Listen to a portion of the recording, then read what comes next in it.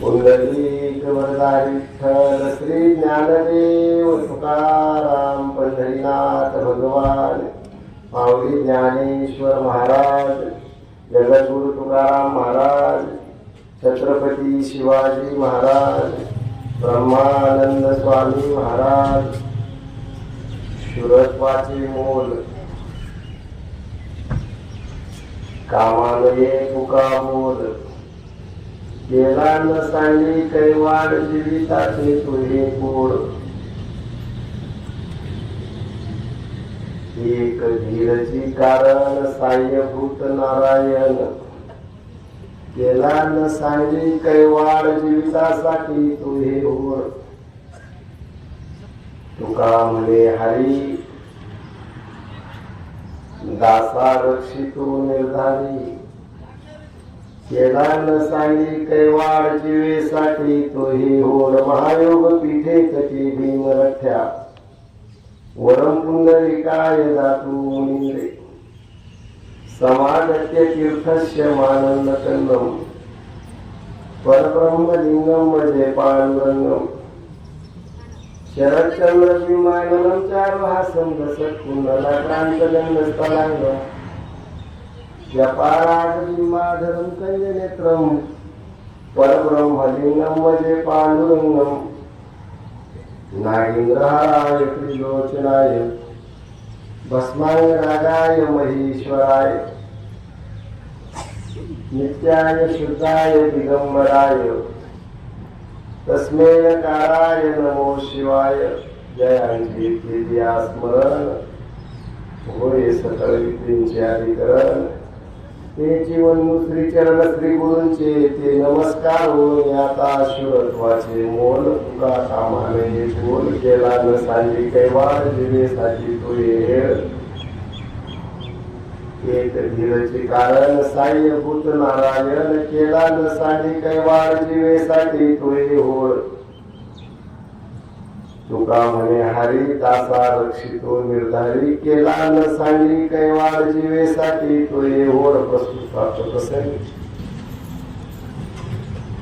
प्रवचन सेवेसाठी घेतलेला आपण जगद्गुरु जगद्वंद्य संत शिरोमणी संत सम्राट देवचे सुप्रसिद्ध साधू वारकरी संप्रदायाची शान हिंदुत्वाचा स्वाभिमान भारतीय संस्कृतीचा सन्मान असणाऱ्या तुकोबारायांचा 4 चरणाचा 25 शब्दाचा गाथेतला 1715 क्रमांकाचा निरूपणाला सुरुवात करण्यापूर्वी या ठिकाणी थोडासा परिहार कैलासवासी बापूराव जानू कोहाळकर या सद्ग्रस्तांना आज आपल्यातून जाऊन 10 दिवस पूर्ण झाले. त्यांच्या दशकजयंतीच्या निमित्तानं असणारी ही प्रवचनरूपी सेवा त्या सेवेच्या योगानं किंवा महाविकांची सज्जनांचा सेवा करण्याचा आलेला हा योग. कोणताही जीव जगामध्ये जन्माला येतो म्हणजे जीव दशेला प्राप्त होतो त्यावेळेला त्याचं जाणंही निश्चित ठरलेलं असतं. आयुष्याची रेखा प्रत्येक जीवासाठी त्याच्या कर्मानुसार त्याच्या संचितानुसार त्याच्या प्रारंभानुसार आखून दिलेली असते. ती कोणत्याही क्षणी कोणत्याही प्रसंगानं कोणत्याही पुण्यानं आणि कोणाच्या आशीर्वादानं टाळता येत नाही, वाढवता येत नाही, घटवता येत. जीवाच्या जाण्याचं दुःख हे साहजिक असतं, सामान्य स्वरूपाचं असतं आणि संसारिक स्वरूपाचं असतं. परमार्थामध्ये जीवाचं जाणं एका अर्थानं आनंददायक आहे, संसारामध्ये जीवाचं जाणं एका अर्थानं दुःखदायक. दुःखाची व्यक्तता दुःखाचं प्राकट्य जे असतं ते त्या त्या जीवाच्या आपल्या संबंधित असणाऱ्या हिताशी संबंधित असतं. म्हणून कोणताही जीव मृत्यू लोकातून शरीर दशेला सोडतो त्यावेळेला संबंधित असा शब्द वापरलाय. संबंधितांना दुःख होत असतं. पण म्हणून त्या दुःखाला काहीच महात्म्य नाही सांसारिक अर्थाने, असंही नाही. सांसारिक अर्थाने त्यांच्या जाण्याला निश्चितपणाने महात्म्य, परंतु पारमार्थिक अर्थाने प्रत्येक जीवाची जीवदशेतून मुक्तता होणं ही एका अर्थाने आनंदाची गोष्ट आहे. जीव जन्माला येणं स्वीकारतो त्यावेळेला तो अज्ञानात मोडत असतो. तो का जन्माला आला, कुठे जन्माला आला, कोणत्या योनीत जन्माला आला याच्यातलं त्याला काही कळत नाही. पण जीव ज्या वेळेला त्याचं नियोजित आयुष्य जगतो आणि जगल्यानंतर जीव ज्या वेळेला ह्या मृत्यू लोकाला सोडतो, तो मृत्यू होणं हे दुःख नाही. शास्त्रकार सांगतात त्या मृत्यूला जीवानं नाकारणं हे खरं दुःख आहे. तुकोबारायांनी त्या अनुरोधाने शब्द फार सुंदर वापरले. मरण ही दुःखाची गोष्ट नाही. मला मरण येऊ नये असं सारखं वाटत राहणं हे खरं दुःख आहे. आणि जीवाचा तो प्रयत्न असतो किंवा मला मृत्यू येऊ नये, माझं मृत्यू लोकातलं इह लोकातलं हे जीवन संपू नये अशा स्थितीला जेव्हा जीव राहतो, शास्त्रकार त्याला संसार दुःख मूळ म्हणतात. एका विशिष्ट कर्मासाठी एका विशिष्ट संचिताचं फलित म्हणून, परिणाम म्हणून जेव्हा जीव जन्माला येतो, त्यावेळेला ते संचित, ते क्रियमान किंवा तो भोग संपल्यावरती जीवाला हा मृत्यूलोक सोडावा लागतो. हा नियम आहे आणि ते सोडण्याचं नाकारणं हे दुःखाचं कारण आहे. त्याला संसार दुःख म्हणतात. जे हा मृत्यू नाकारत नाही त्यांना शास्त्रामध्ये संत म्हणतात. तुकोबारायांनी फार जवळ जाऊन सांगितले, त्यांना शास्त्रामध्ये संत म्हणतात. संत म्हणण्यापेक्षाही तुकोबाराय सांगतात त्यांना शास्त्रामध्ये शूर म्हणतात. शूरत्वाचे मोल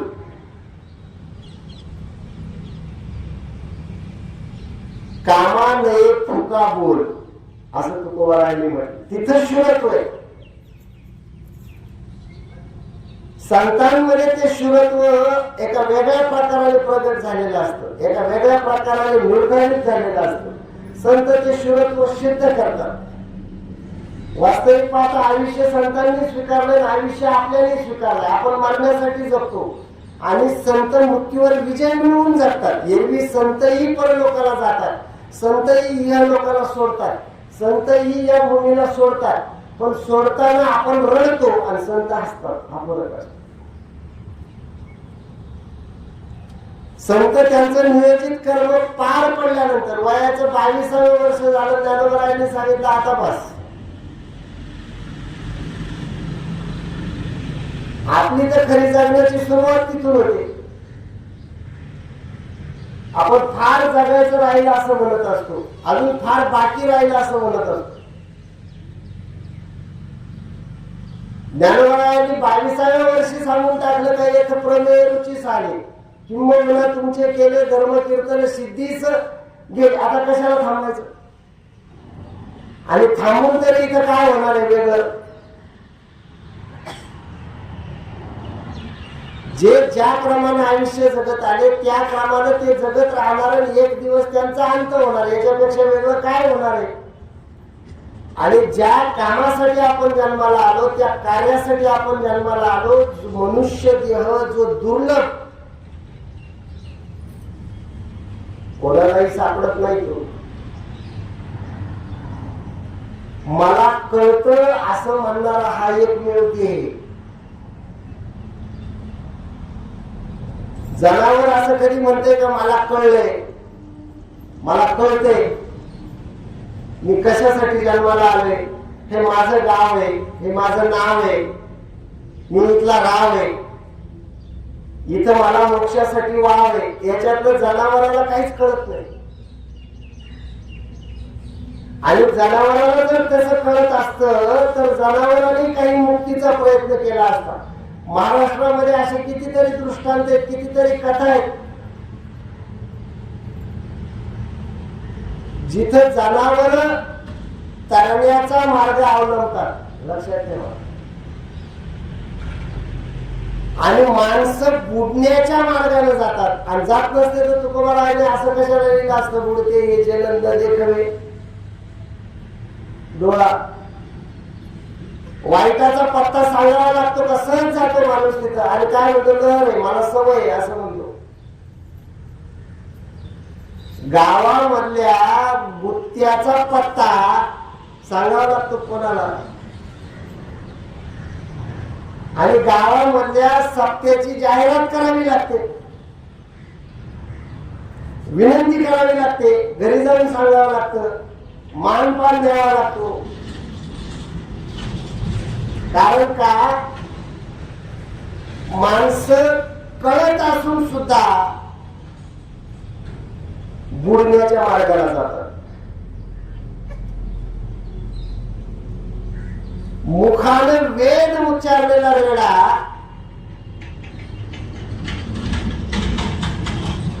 ज्ञानवरायांच्या बरोबर येतो आणि मागे मागे चालतो, न बांधल्याचा, न व्यसन घातल्याचा. जनावर तरण्याच्या मार्गाला जातात. महत्वाचं तो रेडा ज्ञानवरायांच्या मागे मागे मागे मागे आणण्यापर्यंत आला. लक्षात ठेवा, महाराष्ट्रामध्ये सुखासाठी माणसं मंदिरात जातात आणि ते सुख देणारं मंदिर एका रेड्याचं आहे.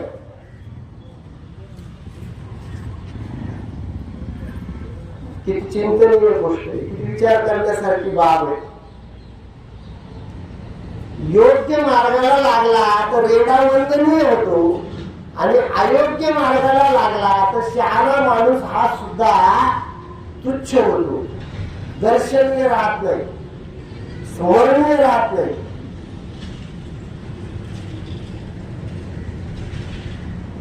पण त्याच्यासाठी देवाचं ध्यान, देवाचं स्मरण, परमेश्वराचं चिंतन आणि जगण्याचं साधन ठरवावं लागतं. निश्चितपणाने साधन ठरवावं लागतं. त्या साधनाच्या अनुरोधाने जर आपला प्रवास असेल तर आपण योग्य ठिकाणापर्यंत पोहोचू. पण साधनाची निवड हा ज्ञानाचा भाग असला तरी साधनाची सिद्धी हा शिवत्वाचा भाग. ठरवावंच लागतं, असंच होणार आहे, ठरवावं लागतं. आणि त्याच्यासाठी तुकोबारायांनी फार सरळ आणि जवळ जाऊन सांगितलं, एकदम सोप्या भाषेमध्ये, भक्ती नव्हे सोपी, सुळावरची, कोणालाही नाही साधणार आहे ती आणि सहज नाही साधणार आहे. त्याच्यासाठी महाराजांचं अजून एक सुंदर छोटस प्रमाण आहे बघा. शांततेनं ऐका. जिंकावा संसार असं म्हटलंय. येणे नावे तरी शूर, येर काय ती बापुडी, कीड अहंकाराची. जिंकावा संसारचं एक मर्म तुम्हाला सांगतो. आयुष्यामध्ये उद्धरण्याचं साधन प्रत्येकाच्या समोर येत असतं, चुकतो तो फक्त निर्णय.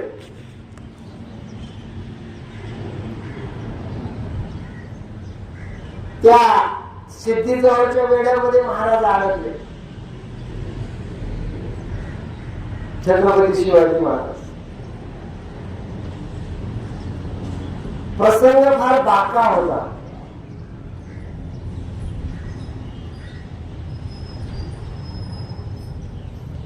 आणि प्रसंगाने संकटाने माणसं मोठी होत असतात.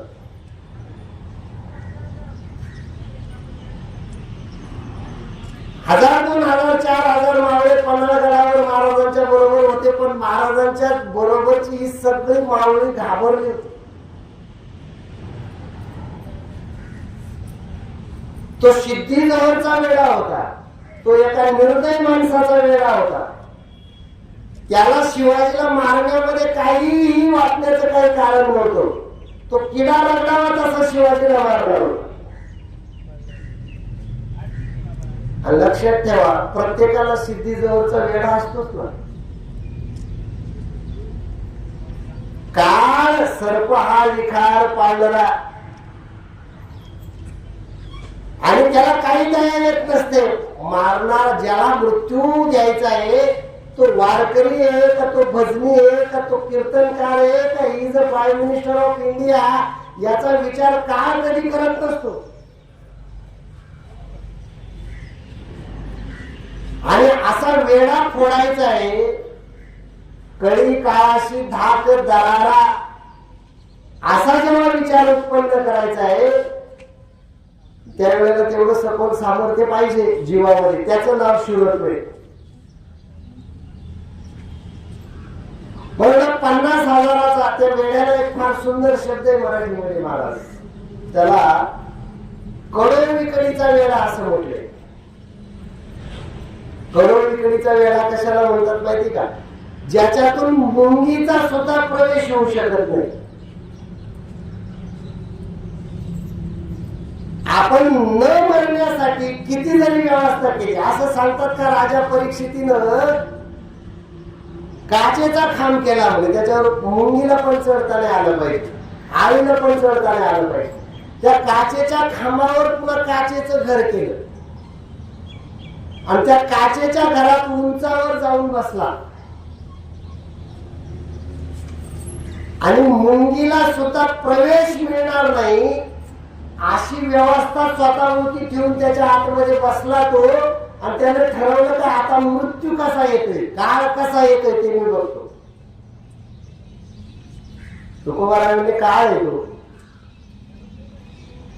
येणारच तो. साधू दर्शनाला आले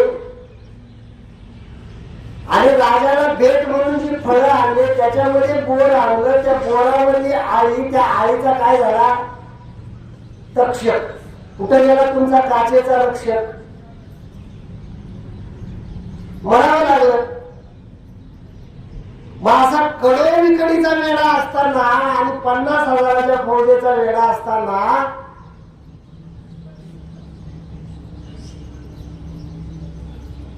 घाबरलेले मावळे असताना मी तुम्हाला शूरत्वाचं मोल सांगतोय, जरा ठेवा. शूरत्वाची किंमत सांगतोय. आणि शूरत्व कुठं असतंय? मनाच्या आतमध्ये असते, बाहेर नाही. लोखंडाच्या ढाली माणसाला वाचवत नाही, मनाचा निर्णय माणसाला वाचवत असतो.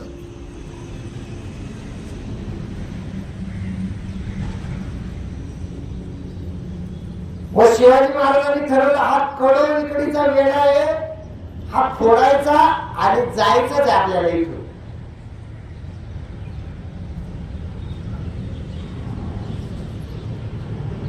मावळे म्हटले कसं जाणार आपण खाली त्या पन्हाळगडाला? तळापर्यंत इतका कट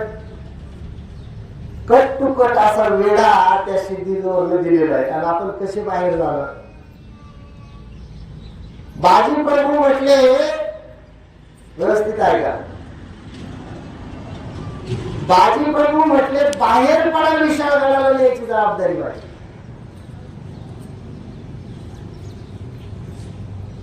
शिवाजी महाराज म्हटले बाहेर पडल्यावर तर कोणी बी नाही, बाहेर पडू कसा?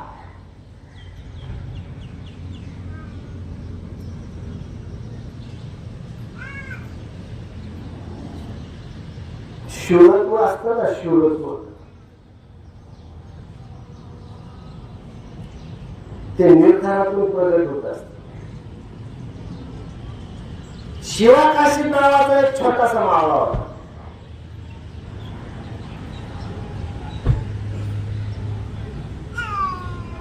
जन्माने कोणी माणसं मोठे नसतात. तुकोबाराय विमानातून उतरले नव्हते, पण विमानातून गेले. स्वतःला लहान समजू नका, महान समजा. शिवाजी महाराज जन्माला आले तेव्हा सम्राट नव्हते, पण छत्रपती. शिल्लक काय राहिलं? शिवाजी महाराजांचं शरीर नाही राहिलं, पण छत्रपती राहिलं. शिल्लक काय राहिलं? ज्ञानोबारांचं ज्ञान शिल्लक राहिलं, तुकोबारांचं वैराग्य शिल्लक राहिलं.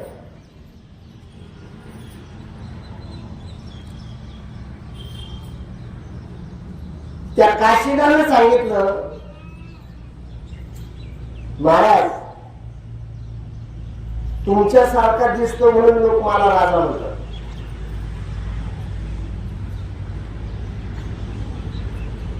राजासारखा दिसून राजा असणं वेगळं. ज्ञानोबाला फार सुंदर सांगतात, तुकोबारायांनी वर्णन केलंय त्यांचं. आणि शूरत्व अंतर्भूत असणारा ज्ञानियांचा राजा असणं वेगळं. ज्ञानियांचा राजा असणं. राजे म्हटले मग शिवा काशीदाने सांगितलं, महाराज तुमच्या सारखा दिसतो म्हणून लोक मला राजा म्हणतात, काहीतरी करता येईल. कसं? 2 पालख्या बनवा.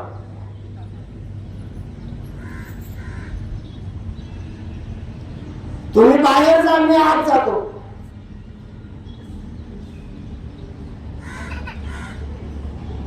गंमत झालं ठेवा. तुम्ही बाहेर जा, मी आत जातो. तुम्ही सुटल्याने राजा व्हाल आणि मी गाठल्याने राजा होईल. लक्षात ठेवा.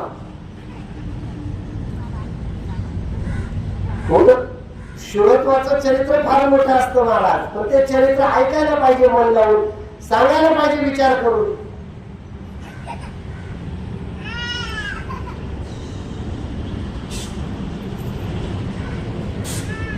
महाराज म्हटले, शिवा तू आत गेल्यानं मी बाहेर जाईल, पण मला बरोबर वाटेल. तुझा बळी देऊन मी सुटावं, हे वीराच्या व्याख्येत बसत नाही, हे पराक्रमाच्या व्याख्येत बसत नाही.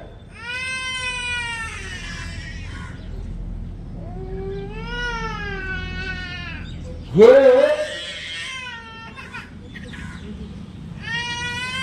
अमानुष वाटतं, चुकीचं वाटतंय.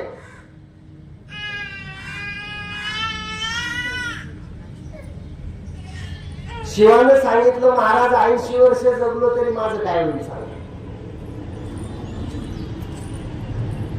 वेळ एकदाच येते महाराज. 2 पालख्या बनवा, पौर्णिमेची रात्र निवडा, तुम्ही बाहेर पडा, मला आतमध्ये जा.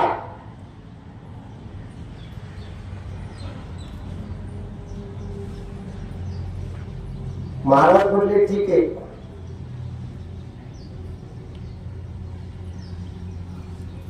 शिवानारायण पायाला हात लावला, त्याने सांगितलं, महाराज आता तुम्हाला भवानीची शपथ आहे, शब्द बदलायचा नाही.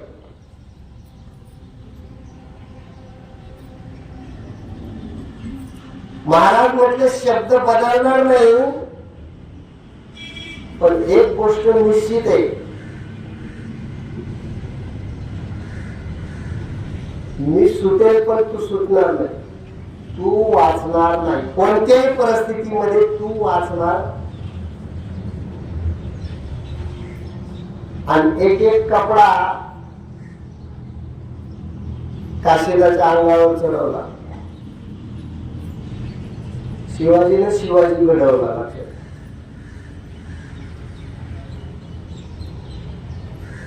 हे नाम साम्य नाही,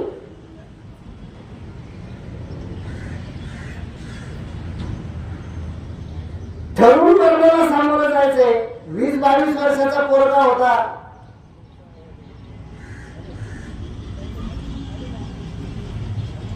शिवाकाशी किती वर्षाचा? 20-22-25 वर्ष वयाचा सामान्य पोरगा असलेला शिवाकाशी जेव्हा राजाचा एक कपडा त्याने अंगावर चढवला आणि शेवटची 64 कवड्याची माळ भवानीचं लेणं म्हणून जेव्हा स्वतःच्या गळ्यामध्ये अडकवली आणि जगाच्या इतिहासामध्ये घडणार नाही अशी गोष्ट घडली, महाराजांनी त्याला मुद्रा केला.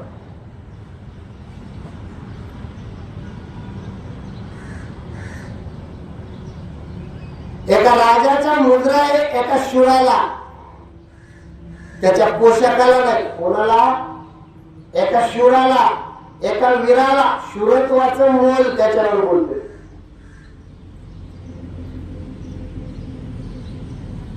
आणि तो शिवा पालखीमध्ये बसला. 2 पालख्या सजल्या. शिवाजी महाराज एका पालखीमध्ये बसले.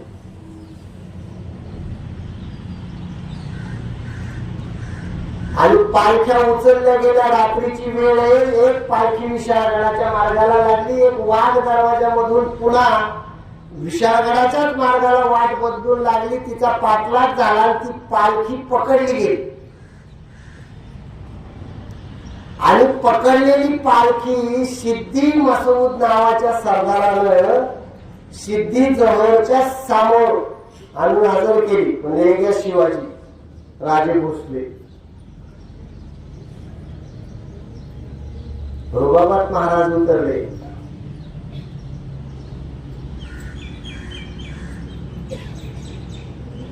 मरण नाकारून काही मिळत नाही, मरण स्वीकारून शिवत नाही. राजाच्या थाटामध्ये एक एक एक एक पाऊल टाकत शिवा काशीत आतमध्ये गेले आणि त्यांनी सांगितलं, सिद्धीजवळ विचारलं, क्यों राजा साहब क्या इरादा था?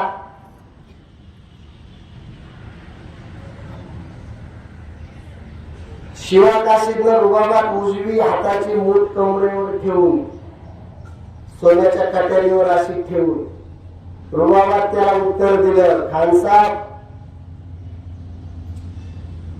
विशाल शेर जाने का इरादा था. बोले फिर?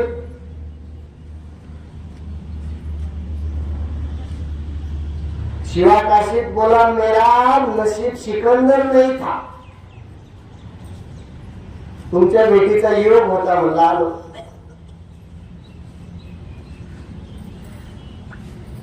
बसा म्हटला. समोर बसवलं. तुम्हाला परीक्षा सांगतो शिवत्वाची. तो सिद्धीजवळ विचार करत होता, जो अनेकांना सापडवतो त्याला शिवाजी म्हणतात, आणि माझ्या सहज हातात सापडला. शिवाजी कसा असेल?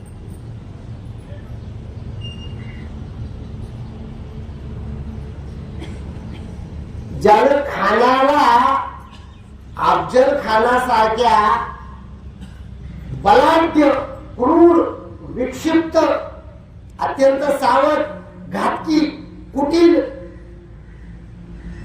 अशा वीराला येऊन सदनाला धाडले. तो शिवाजी सहज तासभर माझी फौज पाठीमागे लागली, माझ्या ताब्यामध्ये पालखीत बसलेला सापडलाय. समथिंग इज रॉंग, काहीतरी गडबड असली पाहिजे. त्याला वाटायचंच नाही का हे शिवाजी असू शकतात, कारण सापडत नसतो तो शिवाजी.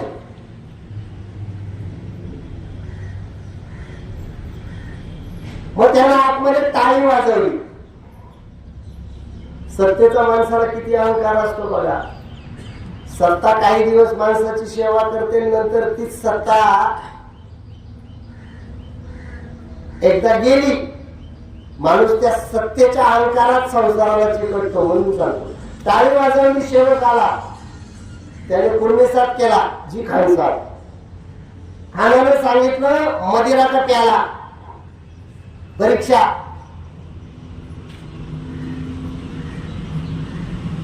महाराजांची परीक्षा.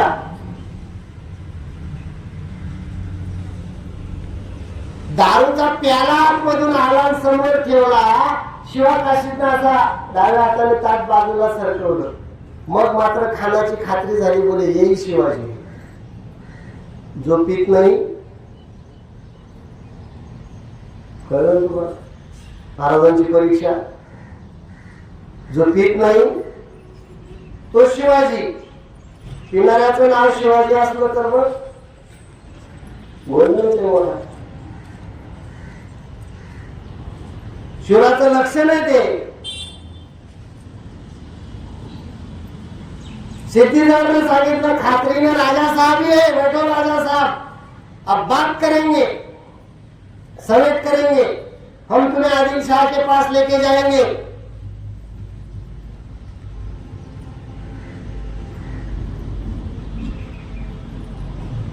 शिवाजी रुबाबात बसला. शिवत्वाचं म्हणून तुकोबारायांचं थोडा शब्द आहे बघा, 6 शब्दांचं चरण. पण भगवंताला सुद्धा विटेवरून उतरून त्यांचे चरण करावं वाटतात, इतकं सामर्थ्य त्या एका 6 शब्दाच्या चरणामध्ये. पांडुरंग म्हणतो, तुकोबा देव नसतो ना देव, तर तुझ्या कीर्तनामध्ये मागे मागे टाळकरी वारकरी म्हणून हिंडला असतो. माझं दुर्दैव आहे का तुकोबा, तू वारकरी आहे आणि तुझ्या दर्शनाला वाट पाहणारा मी विटेवरचा भिकारी.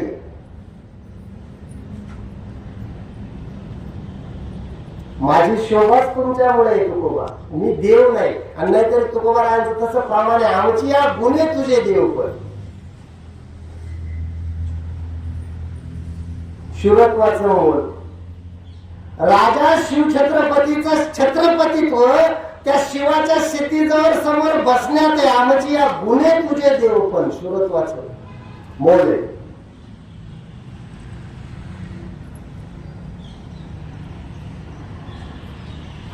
आणि मग त्या सिद्धीजवळची त्याची बातचीत सुरू झाली. काही तास 2 तास गेले. एक सेवक आतमध्ये आला, दारातून डोकला. सिद्धीजवळ विचारलं, काय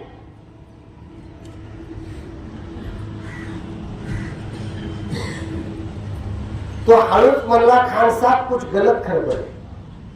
राव तो आला खानाच्या कानाजवळ वाकला. खानाच्या मध्ये सिद्धीजवळच्या. आणि त्याने कानामध्ये काही सांगितलं. सिद्धीजवळचे डोळे लाल झाले, विजलेला अग्नी एकदम पेटला माणूस. त्याला कमरेची तलवार उपसली, खसकर. शिवाजी मात्र बांधलेला हात 2 बोट गालाला रुबाबात त्याच्याकडे पाहत होता. आणि चेहऱ्यावर हास्य ठेवलेलं होतं, स्मित. कारण स्माईल हे शिवाजी महाराजांचं वैशिष्ट्य होतं. स्मित हास्य. त्याची तलवार खसकन ज्या वेळेला म्यानाच्या बाहेर पडली, त्यावेळेला मृत्यूचं शिवाकाशीदाचं अंतर फक्त 1 सेकंदाचं होतं. आणि तरी सुद्धा गालावर काय होतं, हास्य होतं.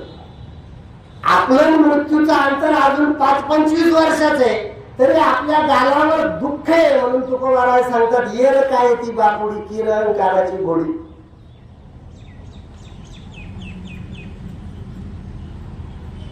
आणि ती तलवारीचं टोक जेव्हा त्या काशीदाच्या छातीला लागलं,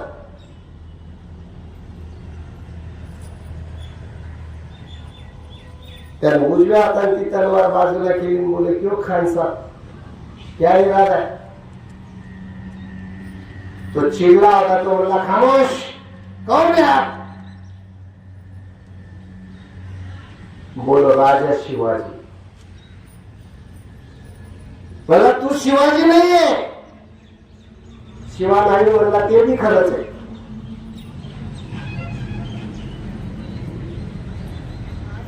मी शिवाजी आहे.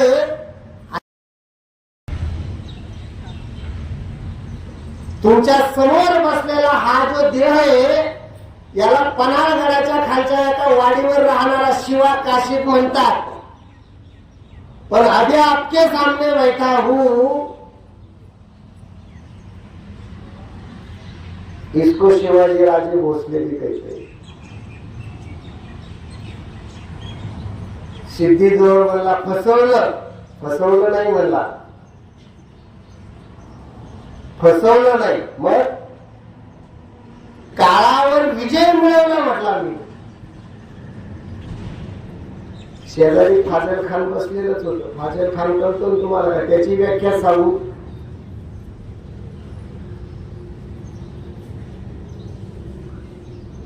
मरणाऱ्या बापाला काट्या कुट्याच्या रानामध्ये सोडून सुखाच्या आशेनं जगण्याची खूप अपेक्षा करतो ना, तसल्या मूर्खाला फाजल खान म्हणतात.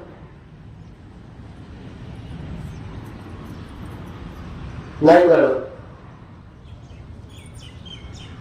कॅनडामध्ये जाऊन आपली संपत्ती, जमीन, लेकराची जोडी, नाही का, लेकराचे ओढी बाप करी जोडी असे. कॅनडाला ज्याने मुलाला पाठवलं, तो मरणारा पुन्हा बापाच्या विधीला सुद्धा यायला ज्या मुलाला वेळ नसतो, उरकून घ्या म्हणतो. त्याला मराठीत फाजल खान म्हणतात.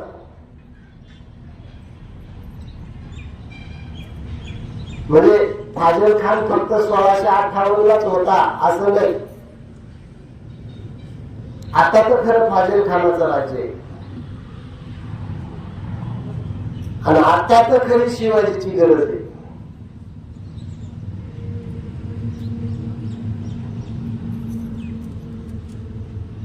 इथे चुकून बोलून चालण्यास हरकत नाही तर सगळी माझी गुरुजी मंडळीच बसली.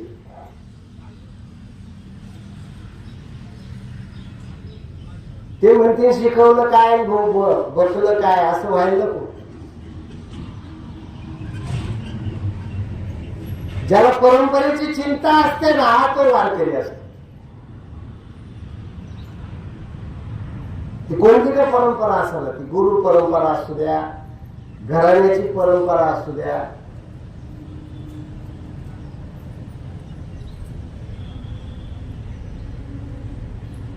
त्या शब्दाला व्याख्या आहे. तो फाजल खान शेजारी बसला होता, त्याला जेव्हा कळलं हा शिवा नसून शिवा काशीने, त्यानं स्वतःची ती तलवार काढली. आणि खर तर सिद्धीजवळचा त्यावेळेला असा विचार असला पाहिजे, त्याला मारायचं नव्हतं. कारण त्याला मोठी शंका होती की शेवट जर सांगतो मी काय का शेवट जर सांगतो का अजून एक पालखी विशाळगडाकडे गेली, तिच्याच शिवाजी आहे, माझ्या समोर उभा आहे तोही दिसतो, समजा तो खोटा असला ना हा खरा असला तर, समजा हा खरा असला तो खोटा असला तर, समजा दोघे खोटे असले खरा पन्हाळ गडावरच असला तर. पण ह्या त्या मूर्खाला कळत नाही, त्याला फाजील खान म्हणतात. त्यानं लगेच मारलं, खसकन संशय छातडामध्ये त्यानं मारली तर पाठीमागून शमशेरीचं 6 इंच टोक निघालं. तरी सुद्धा आपल्या उजव्या हाताने ती शमशेर उपसून काढून शिवा नाव्यानं शेजारच्या खांबाला हात लावला आणि विशाळगडाच्या दिशेनं मुद्रा केला. आणि त्यानं सांगितलं, महाराज आज राजा बनलो, तुम्ही जगून छत्रपती व्हाल, मी मरून नाही. माझ्या नशिबात कधी छत्रपती पद नव्हतंच का, होतं. पण महाराज संधी आली, संधीचं सोनं केलं, तुमच्या शब्दाला कलंक लागू दिला नाही. आणि तो रक्ताची उडणारा जो उमाळा आहे, जी चिळकांडी ती त्याला हाताने दाबली. शेजारचा खांब पकडत पकडत तो गुडघे टेकून खाली बसला आणि त्याने महाराजांना मुजरा केला. हा माझा शेवटचा मुजरा म्हणला महाराज.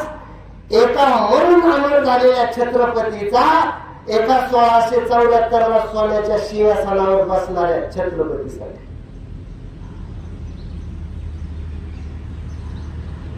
शिवत्वाचे मोल कामाने फिका बोल जनाचा. तुकोबारा उगीच भास्कर बडबडून काही.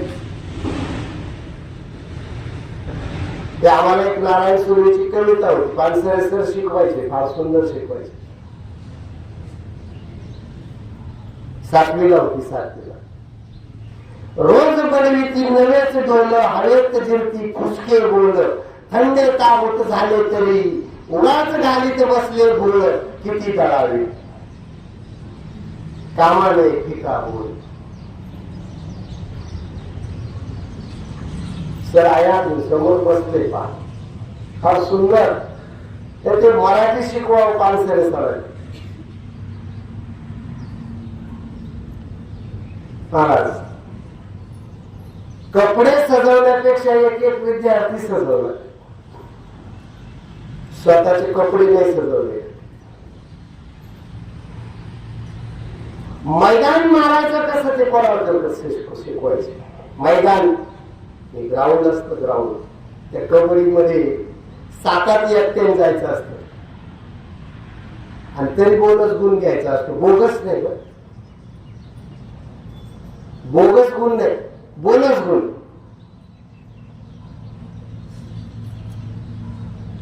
ते कोणाळकर सर शिकवायचे तेव्हा आम्ही सहज जिल्हा गाठायचो. सहज जिल्हा म्हणजे आमच्या दृष्टीनं काहीच नाही. वक्तृत्वात असू, निबंधात असू, खेळात असू, कशात असू, SBLES हे नाव त्या जिल्ह्यामध्ये प्रमाण होत.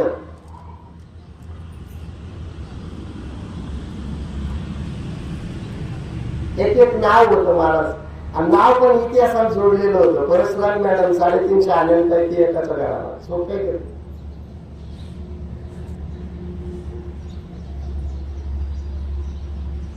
प्रेरणा त्याच्यामध्ये निर्माण कर. शूर घडवावा लागतो. एक एक डॉक्टर घडवला, एक एक इंजिनियर घडवला, अभियंता घडवला, मोठमोठे राजकारणी घडवले. आणखीन सांगता माझ्यासारखा एक वारकरी पण घडवला.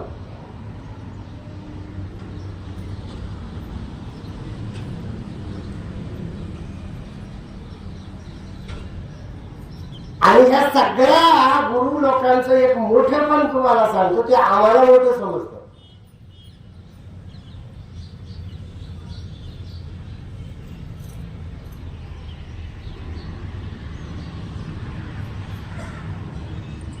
म्हणजे अजूनही ते आम्हाला दाखवतात का वाका आम्ही लीन आहे, तुम्ही महान कुठून. ज्ञानोबा तेच सांगतात, लीनता म्हणून तर माऊली. लीनता मानवता, औदार्य उदारता म्हणून तर माऊली. लीनता हा शेवटचा गुण म्हणजे पायाभूत धर्म. शुरत्वाचे मोल मुद्रा केला आणि प्राण सोडला. पण प्राण सोडताना त्याचं एकच वाक्य होतं, महाराज तुम्ही जसे वागला असता तसा मी ती सिद्धीजवळ समोर वागलो का नाही, कामा नव्हे फुका.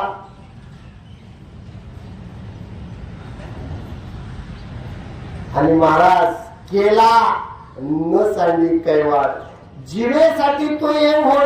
काय करायचं होतं जमून मला. तुकोबराचे शब्द बघा, खोलात गेलं तर समजत असते महाराज. नागत जगण्याची ओढ ठेवून मी काय करणार होतो. अजामेळ जगला नाही का 80 वर्ष. दुर्योधन जगला नाही का 50 वर्ष वयाच्या. आणि अख्ख्या 50 वर्षामध्ये अख्खा हस्तिनापूर एकच नवस करीत होता, हा मेला पाहिजे. काय त्याचं जगून केलं. ज्याच्या मरणाचा समाजामध्ये नवस होतो त्याच्या जगण्याला काही अर्थ नसतो, तो सम्राट असला. आणि ज्याच्या जगण्याची लोक पिढ्यानपिढ्या अपेक्षा करतात, तुकोबाराय सांगतात तो भिकारी असला तरी वारकरी म्हणून तुकोबाराय सांगतात पहिलं भिकारी व्हायचं नंतर वारकरी व्हायचं. होईल भिकारी पंढरीचा. मोठी गंमत आहे महाराज. तुकोबारायचे बरेच विद्वान अशी शोधाशोध करतात का तुकोबारायांच्या शब्दामध्ये फार विरोधाभास आहे. तुकोबारायांच्या शब्दात विरोधाभास नाही, तुकोबारायांच्या शब्दात कोणताच आभास नाही. त्रिकाल सत्य शब्द आहेत ते. सामोरं जाणं सोपं आहे का. एक स्त्री जीव द्यायला चालली देऊ मध्ये, तुकोबाराय भजन करीत होते. म्हणजे बाई काय जीव देते. शुरत्वाचं मोल. ती म्हटली बदकर्म घडले माझ्याकडून, माझी चूक झाली, जगून उपयोग नाही, बाप जगून देत नाही, मारूनच टाकणार आहे तर मी जीव देणार आहे. तुकोबाराय म्हणले बदकर्म झाला असेल तरी पण मरू नको.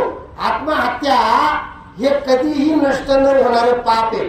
तुला अखंड पिशाची योनीमध्ये जावं लागेल. त्याच्यापेक्षा काय कर, जिवंत राह आणि नामस्मरण कर. मग तिने विचारलं, महाराज जिवंत राहून नामस्मरण करून पापातून मुक्त होईल, पण केलेल्या पापाला नाव कोणाचं देऊ.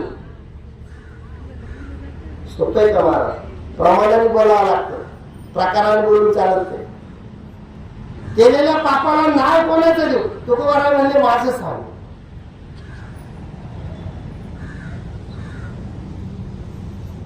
महाराज पाप्याला पाप वारकऱ्याच्या गळ्यात उतरवण्याची आजही लाज वाटत नाही आणि तेव्हाही लाज वाटत नव्हती. म्हणून तर पाप करणारा जास्त कडक कपडे घालतो वारकऱ्यासाठी. गंमत तिला जगायचंच होतं.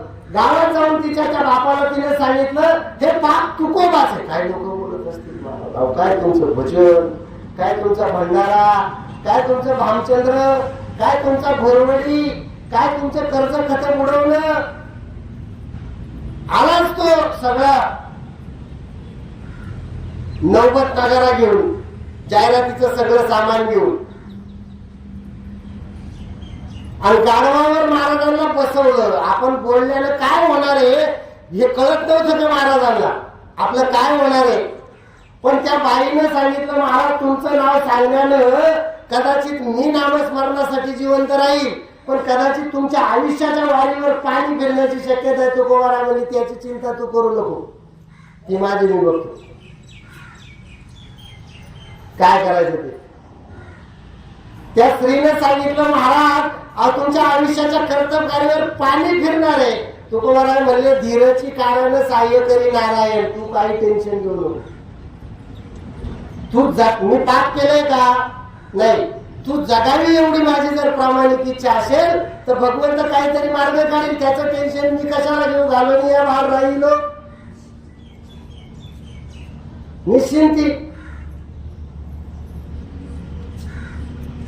तो गाडवच घेऊन आला ना बरोबर कान पकडून,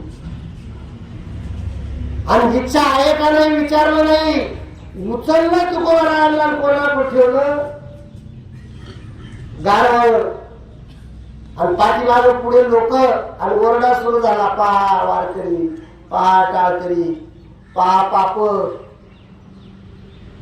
अहो त्या स्त्रीला इतकं वाईट वाटलं, ती म्हणते मी काय करून बसले, त्याच्यापेक्षा मी मेले असते तर.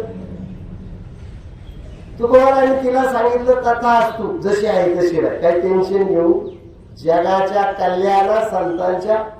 मी हे जे हरिभजन करतोय, सफरचंदाचं झाड सफरचंद पिकवतं आणि आंब्याचे झाड आंबे पिकवतं.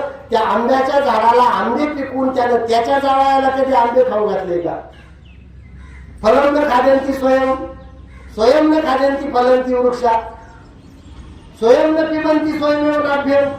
गंगा स्वतःच पाणी पिण्यासाठी एवढं पवित्र पाणी वाहून आणते का, जगासाठी का स्वतःसाठी आणते. परोपकारार्थ दुहंते गावम असा नियम आहे. जगाच्या कल्याणा संतांच्या परोपकारार्थ मिदम शरीरम. ती वरात देऊ मध्ये आली, ती एकानं जाऊन जिजाबाईला सांगितलं, म्हणजे बघा वरात. तेव्हा जास्त शहाण्याला वेळा म्हणता येत नाही, तेव्हा त्याला दीड शहाणा म्हणण्याची मराठीत पद्धत. म्हणजे एखाद्याची धिंड निघाली असं आपण म्हणताना त्याचा जास्त अपमान करावा असं आपण ज्या वाटत असतं, तेव्हा आपल्याकडे त्याची वरात काढली असं म्हणतो. जिजाबाईने विचारलं, काय वाचते, म्हणजे तुझ्या नवऱ्याची वरात आहे.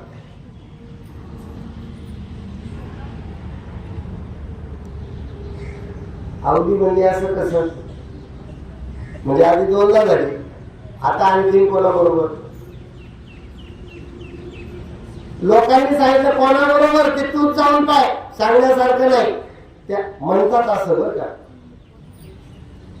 हातामध्ये खराटा घेऊन निघल आवडी तुकोबारायांना मारायला, असं मला वाटत नाही. पण आली राग राग, आणि तिने विचारलं काय भानगडे. तुकोबारायांनी सांगितलं, वरात आहे वरात. आवडे आपल्या लग्नाच्या वेळेला दुष्काळ होता ना, मग काढता आली नव्हती, आता काढली. आणि तिने सांगितलं, मला का वेळ समजलं का महाराज, वरातीमध्ये घोडं असतं आणि तुम्ही गाडवामध्ये. शुभत्वाचं मोल महाराज, हे सोपी गोष्ट नाहीये. तुकोबारायांनी सांगितलं, आवडी वेळी आहे का तू, तुला दिसत नाही मला असं वाटतं, डोळे उघडून पाय, घोडच आहे. सगळ्या लोकांनी डोळे झाकले उघडून पाहिले. आता दृष्टी पुढे केले गाढवाचे, धीरची कारण सहाय्य करी नारायण. एक धीरची कारण सहाय्य करी. ज्या पंडितांनी, ज्या ब्राह्मणांनी कुलुपबंद केलेलं ज्ञान एका रेड्याच्या डोक्यावर हात ठेवून खांबाला पाठ लावून ज्ञानोबारायांनी जगाला खुलं केलं, एक धीरची काय फायदा होता.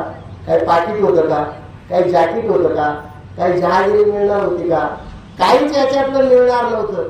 पण तरी सुद्धा तुकोबाराय सांगतात, घाबरू नका, धीर धरा, धैर्य धरा, सामर्थ्य ठेवा, हिंमत ठेवा, केला न सांडी कैवा. ज्या मार्गाला लागले तुम्ही त्या मार्गावरून फक्त पदच्युत होऊ नका, निवृत्त होऊ नका, त्या मार्गाला सोडू नका. त्या मार्गाला पकडून चालले तर तुका म्हणे हरी दासा रक्षितो निर्धारी. अशी आतापर्यंतची खात्री. चमत्कार वजा करा पण भगवत नाम हृदयात धरा. योग्य